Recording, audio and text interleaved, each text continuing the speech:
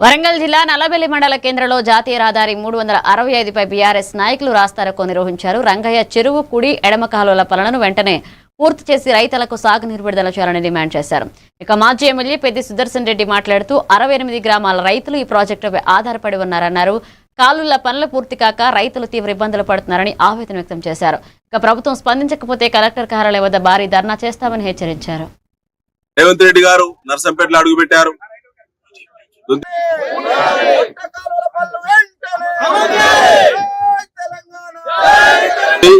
మార్పులో భాగంగా కాంగ్రెస్ ప్రభుత్వం వచ్చి రేవంత్ రెడ్డి గారు నర్సంపేటలో అడుగుపెట్టారు.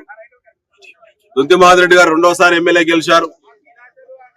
ఒక్క పైసా కూడా నర్సంపేట నియోజకవర్గ అభివృద్ధికి దోహద పడలేదు. ఈ నియోజకవర్గానికి కొత్త రకమైన జీవోలు లేవు, కొత్త రకమైన అనుమతులు లేవు, కొత్త రకమైన ప్రణాళిక అసలుకే లేదు.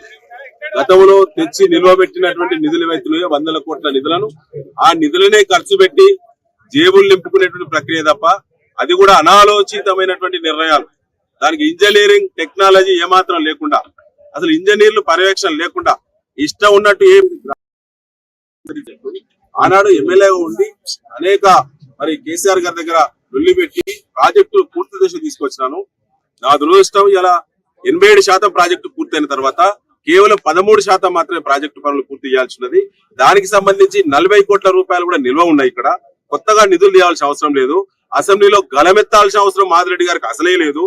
అయినా 40 కోట్ల రూపాయలను ఇక్కడ ఖర్చు పెట్టేటువంటి ప్రక్రియ ముందుకు పోకుండా ఒకనాడు కూడా రంగయ్య చెరువు, మన రంగయ్య చెరువు ప్రాజెక్టు కానీ పాకాల ప్రాజెక్టు కానీ దీని మీద ఎన్నడూ కూడా సమీక్ష లేదు. అందుకే మేము ఇవాళ రోడ్ ఎక్కే పరిస్థితి వచ్చింది. రైతులు ఇంతటితోనైనా ప్రభుత్వం దిగి రావాలి. ప్రాజెక్టును ఒక ఇంచు కూడా వదిలిపెట్టకుండా రైతులకు మంచి నష్టపరిహారం ఆనాడు 9 లక్షల రూపాయలు ఒక ఎకరాకు 6 లక్షల మార్కెట్ విలువ ఉన్నప్పుడు 9.5 లక్షలు ఇప్పించలేదు.